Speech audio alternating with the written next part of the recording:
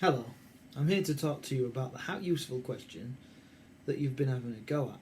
How useful a source is CNF for historians investigating US tactics during the Vietnam War? Now, before we go any further, this is what I would do when I was marking your work. I wouldn't read it, I would skim through, and I want you to do the same. Skim through and look for the words US tactics. US tactics. Highlight them, underline them. You should have used them a number of times in your answer, not once or twice, more than that. If you haven't, then one of the targets that you must give yourself and you must write at the bottom of your work is to focus more of my answer on the question. Now, as you know, there's two key points to being able to do a how useful question successfully. One, you have to look at the knowledge, assess what you see in the source, the content, against your own knowledge, is what I mean to say. And the second is provenance. What type of source is it and how does that affect how useful it is? Well, if we start with source A, what it shows is Ho Chi Minh as like a octopus maybe, or some sort of monster with lots of tentacles, with the tentacles reaching down and grasping round South Vietnam.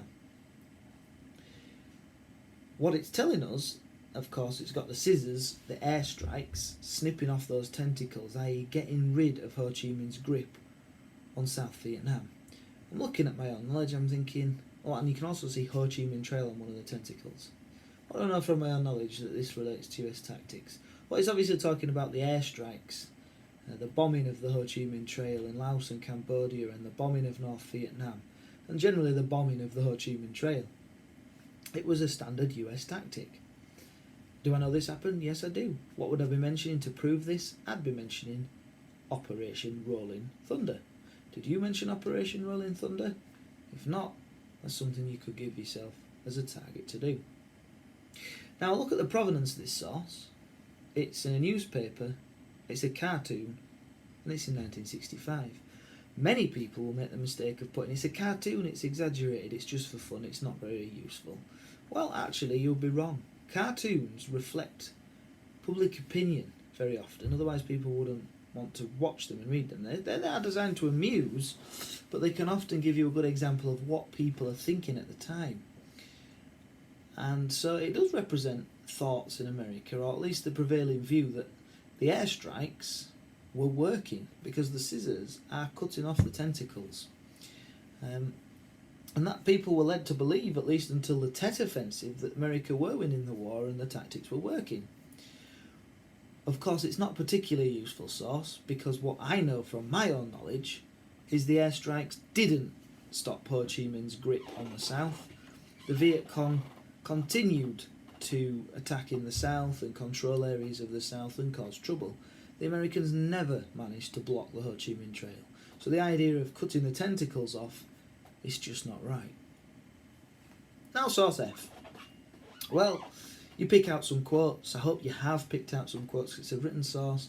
Thinking about US tactics, it's basically talking about atrocities committed by Americans in Vietnam. And you look at the atrocities and things that time, children are whimpering, smoking. It's talking about a Zippo raid, actually. So if you mentioned a Zippo raid where villages were burnt down, perfect. Just in the middle of a video, Mr. West. I'll come. Yes, so if you talked about a Zippo raid, perfect. And you could also mention things that support this. A classic one would be to mention My Lai. The My Lai massacre was an example of a search and destroy mission. That's another thing you could mention gone wrong. So we know this sort of thing happened. Now this is an interview that appeared in newspapers during the war. What you could pick out in terms of the provenance is newspapers want to sell. This is a particularly dramatic account. Perhaps it's been selected, perhaps this extract's been selected because it's so dramatic and exciting and interesting that it would make people buy the newspaper. Maybe this was just one example of many that over-exaggerates the atrocities that the Americans committed. Another thing which might affect how useful it is the United States media, certainly towards the end of the war, was further and further against the war. So it could be that the media is picking out this to portray the war as a negative thing, because we know after the Tet Offensive the media turned against the war. So both of them have got their issues in terms of provenance and why you might have to be careful with these sources, but they both have things that we can check against our own knowledge. Final thing. 1. Have you focused on the question? Have a look. Tactics. US tactics. 2. Have you checked the source content against your own knowledge? It's no good to just say, I don't know, from my own knowledge it's true. You need to prove that you know it. Operation Rolling Thunder, Search and Destroy, Zippo raids, that sort of thing.